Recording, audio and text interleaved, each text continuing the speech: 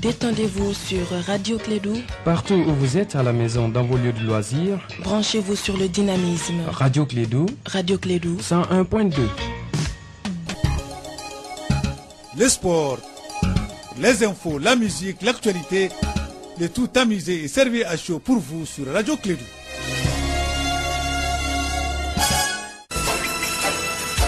Radio Clédou, le journal, avec Sotelma Malitel.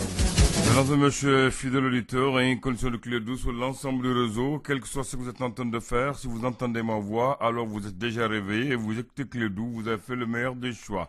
Bienvenue à vous tous, une très bonne chance à vous, une belle journée, un très bon travail et un courage indéfectible pour bâtir notre pays, le Mali. Nous, on est là, notre mission c'est de vous informer. Je rentre en complicité avec Moussa Papa Abdoulaye Aïdara. Il a le plaisir de se réveiller le matin de bonheur pour vous apporter le bonheur et son jeu de mots. Papa, avec bonheur, je te reçois sur ce plateau. Bonjour Abdoulaye Ondane. Bonjour à tous. J'ai envie de dire plutôt ce matin aux auditeurs Aouni Soroma, puisqu'aujourd'hui c'est la journée internationale de la langue maternelle et la nôtre, c'est le Bambara. Allez, les titres de ce journal. Le poste des FAMA basé à Tessit dans la région de Gao a été attaqué hier par des groupes armés non identifiés. À bord de 5 véhicules sur des motos, ils ont tué 3 soldats et 9 civils ont été blessés. L'armée malienne a pu neutraliser 4 bandits armés. L'artiste ivoirien Alpha Blondy est à Bamako, non pour un concert, mais pour parler de littérature. Il est l'invité d'honneur de la 10e édition de la rentrée littéraire. Il était face à la presse pour expliquer le thème retenu pour cette édition. L'humanité est un lien. Les détails dans quelques minutes. Au Tchad, c'est silence radio. Pas de parution dans les kiosques. Les écrans sont au noir. C'est la journée sans presse au Tchad pour dénoncer les agressions faites aux journalistes. La Ghouta orientale en Syrie, plongée dans l'horreur. Les aviations syriennes et russes ont encore violemment bombardé hier mardi une enclave rebelle proche de Damas. Malgré les appels de l'ONU à mettre fin à cette souffrance insensée, on enregistre plus de 100 morts.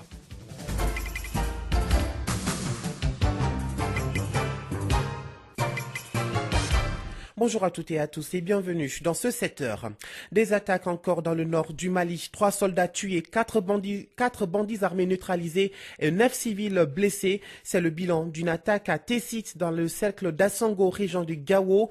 Par ailleurs, à Yuaru, dans la région de Mopti, les terroristes ont enlevé un jeune homme du nom d'Amadou Gorel. Son enlèvement est dû à un soupçon d'être un indicateur de l'armée malienne. Voyons tout cela avec Kassim Traoré. Des groupes armés, des combattants ambulants avant le cantonnement, des soldats maliens contrôlant les entrées de la petite localité au bord du fleuve. Voici Tessit qui a été attaqué ce mardi 20 février 2018 vers 6 h du matin. L'attaque a été menée contre le poste de FAMA par des bandits armés non identifiés. Ils étaient dans 5 véhicules et sur des motos. Le bilan est de 3 soldats maliens tués, 2 gravement blessés. 4 assaillants ont été neutralisés par les FAMA.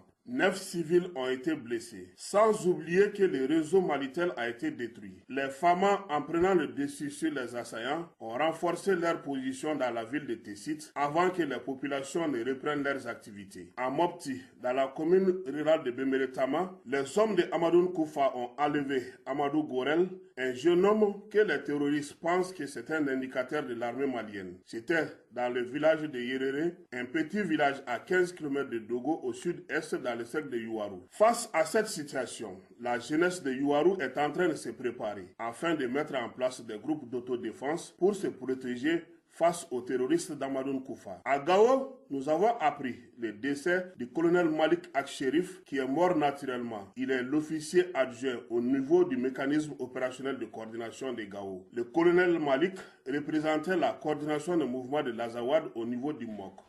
Actualité sur un autre plan, la 4e édition de la journée scientifique de la sage-femme a démarré hier à Bamako. Cette année, les sages-femmes se penchent sur la thématique « La prématurité n'est pas une fatalité ». Plusieurs acteurs de la santé étaient présents à la rencontre. Écoutons Madame Moulobali Djali, présidente du bureau de l'ordre régional des sages-femmes du district de Bamako.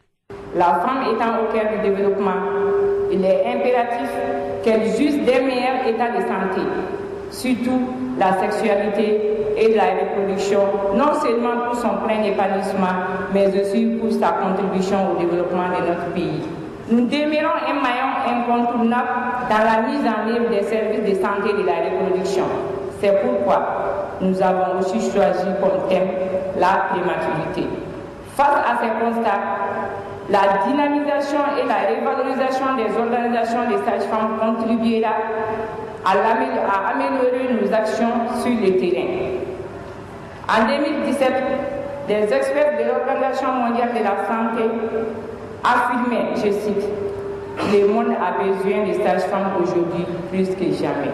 Si le monde a besoin des sages-femmes, la sage-femme doit jouer pleinement son rôle pour mériter la confiance de ce monde. C'est pourquoi je voudrais également saisir cette opportunité pour vous rappeler que la régulation de la pratique des sages-femmes est une nécessité pour relever les valeurs cardinales de la profession. Voilà, à l'instant, la présidente du bureau de l'ordre régional des sages-femmes du district de Bamako, des propos recueillis par Arunaba. 7h05 à Ségou, la justice, prévention et réconciliation, JUPREC, vole au secours des personnes affectées par la crise de 2012 au nord du Mali. Elle a tenu un atelier de renforcement à l'accès à la justice de ces personnes affectées en vue d'un aspect optimal de leurs droits dans un contexte de restauration de la paix et de la stabilité au Mali. Reportage Yapene Djenebadolo. Il s'agira à travers cet atelier de renforcer et de garantir la participation des victimes dans le processus de justice transitionnelle. Abdoulaye Doukouré, coordinateur de la justice transitionnelle au JUPREC. Dans le cadre du processus de justice transitionnelle, l'implication des victimes, la société civile est extrêmement importante pour permettre à la population malienne qui sont venus suite à ces ici, ce forum, quand on essaie de voir les participants, il y a un peu de participation de toutes les régions administratives. Donc c'est pour les réinciter à donner leur point de vue dans la dynamique de la réconciliation, parce que c'est pas seulement une affaire de l'État, c'est pas seulement une affaire d'une composante, mais c'est toutes les composantes qui doivent s'exprimer. Une façon de donner une place de choix à la justice transitionnelle. Amadou Abdoulaye Touré, chef de village d'Ansongo, participant. Moi, je crois que ce que nous, on doit dire, on l'a déjà dit, parce que on a déjà organisé des forats, et on a fait des synthèses, et on a fait des rapports. Dans chaque cercle concerné, dans chaque commune concernée, il y a eu des rapports. Donc, les communautés se sont vraiment prononcées, mais le mal, c'est que cette justice transitionnelle, pour qu'elle puisse vraiment jouer son rôle, il faut qu'elle soit accompagnée par des mesures. Parce qu'il ne suffit pas de mettre, par exemple, une équipe de justice transitionnelle en place, et vaguement, il n'y a pas de garantie, il n'y a pas de suivi, il n'y a pas de support, parce que, vous voyez, aujourd'hui, tout est permis au Mali. Tant qu'on ne donne pas la force à la loi, ça ne marchera pas. Le tout dans un contexte de restauration de la paix et de la stabilité au Mali. De Ségou, Yapene Djenebadolo pour la radio Clé. Nous restons avec vous, Djeneba Adolo, pour évoquer à présent cette visite de la délégation de la Banque mondiale hier mardi dans la commune urbaine de Ségou. La délégation s'est imprégnée des réalisations faites à Ségou par le projet d'appui aux communes urbaines du Mali, PACOM, qui ont touché plusieurs infrastructures comme le complexe commercial du marché de Médine et Dar-Salam, le CSCOM de Sido Sonikwa ou encore le stade municipal Sori Kononji. Cette visite qui a regroupé les acteurs de l'urbanisation de la commune de Ségou, des représentants des organisations de la société civile, de l'administration et des élus locaux, a permis au conseil communal de Ségou de présenter les intérêts des 10 réalisations. Nuhu Diara, maire de la commune urbaine de Ségou. Ségou ne sera que ce que nous voudrons qu'il soit, et Ségou est aujourd'hui ce que nous avons voulu qu'il soit.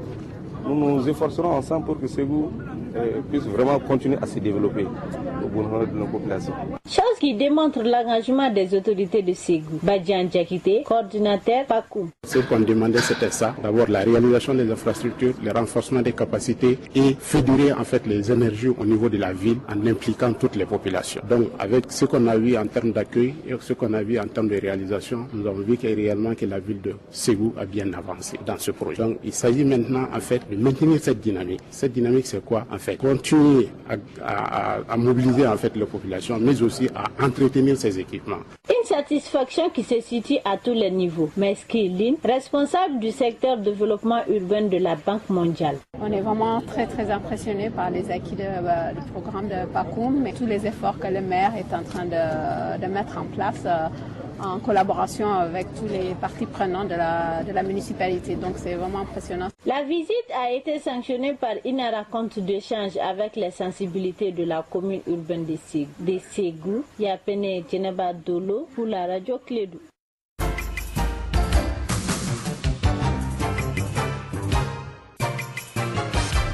Nous revenons à Bamako. Le développement du district de Bamako à l'ordre du jour de la première session ordinaire de l'Agence de développement régional de Bamako, ADR. Les détails avec Mohamed Ouadjidje, directeur général de l'ADR de Bamako. Nous avons placé cette troisième session sous le signe de la capitalisation des acquis et de la prise de conscience des vrais enjeux que représente aujourd'hui Bamako dans le développement d'abord de la capitale et aussi dans le développement du Mali de façon générale. Pour qui sait que Bamako représente 15% de la population du Mali et pourtant nous représentons 40% du PIB. Donc les enjeux sont majeurs. Il y a des enjeux liés à tout ce qui est question de mobilité, c'est-à-dire créer les conditions pour que la mobilité de Bamako s'améliore, penser à la question de l'assainissement et à la protection de l'environnement, penser à créer les conditions pour une meilleure employabilité de nos populations et aussi faire en sorte que Bamako puisse vivre en parfaite harmonie avec les autres régions du Mali parce que ensemble, c'est ensemble que nous pourrions réellement impulser le développement. Au micro d'André Traoré s'exprimait à l'instant Mohamed Ouadjidje, directeur général de l'ADR de Bamako. Actualité hors de chez nous à présent. Au Tchad, il n'y aura aucune parution dans les kiosques ce mercredi 21 février. C'est une journée sans presse décidée par l'Union des journalistes tchadiens en collaboration avec d'autres organes de presse tchadiens pour protester contre les agressions que subissent les journalistes dans l'exercice de leur métier. Au Bénin, la marche des femmes n'a finalement eu lieu hier mardi. Elle était bien autorisée, mais l'itinéraire vers la présidence ne l'était pas. Les forces de l'ordre ont encerclé la bourse du travail, point de départ du cortège. Cette marche avait été lancée à l'appel de Thérèse Ouanouan, la présidente du comité national des revendeurs, vendeurs des arts et artisans du Bénin. Les participantes entendaient exprimer leur mécontentement face à la situation socio-économique. Le premier ministre gabonais Emmanuel Issoze Ngondé a été sans pitié pour le désormais ex-ministre de l'Agriculture Yves Fernand Mafumbi. Il a quitté le gouvernement à l'issue du remaniement ministériel. Le week-end dernier, le désormais ex-ministre de l'Agriculture s'est rendu dans son fief électoral. Lors d'un rassemblement avec sa base, il s'est mis à danser au point de se rouler au sol. Les images ont indigné la blogosphère. Au Nigeria, Nandmi Kanu, le chef de file du mouvement indépendantiste pour les peuples indigènes du Biafra, était toujours absent à son procès devant le tribunal fédéral d'Abuja hier. Il reste introuvable depuis 5 mois. Coup de bluff ou enlèvement par l'armée, la question suscite beaucoup de rumeurs. Ses proches et son avocat demandent des comptes. En Afrique du Sud, Cyril Ramaphosa a répondu aux questions des députés sur son discours sur l'état de la nation. Parmi les sujets abordés par l'opposition, le massacre de Marikana en 2012, quand 34 mineurs en grève illégale avaient été abattus par la police. Alors membre du conseil d'administration de l'OMMIN, la compagnie minière qui les employait, Cyril Ramaphosa, a été personnellement mis en cause, soupçonné d'avoir fait pression sur la police pour casser la grève avant d'être blanchi par une commission d'enquête en 2015. Ce 20 février, il a abordé le sujet frontalement devant le Parlement sud-africain. Et je vous l'annonçais dans les titres, en Syrie, la Ghouta orientale plongée dans l'horreur, une nuit de bombardement et plus de 100 civils morts hier mardi dans la Ghouta orientale. Le bilan ne cesse de s'alourdir selon les militants de l'opposition syrienne.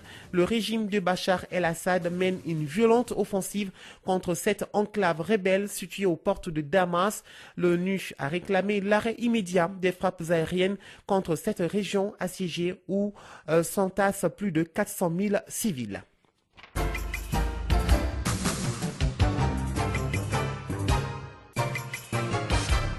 Parlons littérature. La 10e édition de la rentrée littéraire a ouvert ses portes. L'humanité est un lien, c'est le thème choisi pour cette édition 2018. Les différentes activités se tiendront à Bamako, Tombouctou, Djenné, ce jusqu'au 24 février 2018. L'artiste ivoirien Alpha Blondy est l'invité d'honneur de cette édition. Il nous donne plus de précisions au micro d'Étienne Niari. La littérature, c'est le verbe. Le lien entre la littérature et les humains, les humains, ce sont la littérature pour se parler, pour se connaître, pour s'aimer. Je t'aime. Voilà un mot. Le seul mot qu'on ne peut pas donner une explication juste. Je t'aime. Elle dit, mais pourquoi tu l'aimes? Non, elle est belle, elle est bien sapée, c'est faux. Et donc, et puis vraiment, c'est une go vraiment, tu comprends, elle reste mes parents, tout ça, c'est faux. Tu l'aimes parce que tu l'aimes. Il n'y a pas d'explication. Toute explication est erronée. Donc, c'est les liens. Voilà, il n'y a pas d'explication à l'amour. S'exprimer à l'instant Alpha Blondy, l'artiste ivoirien. Merci beaucoup. Et nous faisons à présent un clin d'œil à la météo. Eh bien, sachez que sur le district de Bamako et environ, le ciel sera clair, un peu nuageux. Les vents seront en direction nord-est d'intensité faible à modérée. La visibilité sera légèrement réduite par la poussière en suspension dans la matinée. Le petit soir, environ à 8 km. Les températures maximales et minimales prévues pour la journée sont respectivement de 39 et 24 degrés. À Bamako, il fait donc, le soleil s'est levé donc à 6h52 et il se couchera à 18h38.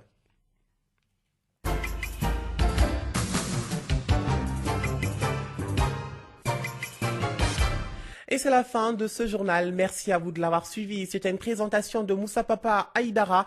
La mise en onde a été assurée par Abdoulaye Ondan. Grand merci à vous. La pensée du jour avant de se quitter. L'ignorant attaque avec la bouche. Le sage se défend avec le silence. Mesdames, Messieurs, je vous souhaite une excellente journée. Radio Kédou, le journal avec Sotelma Malitel. Sauver les enfants israéliens.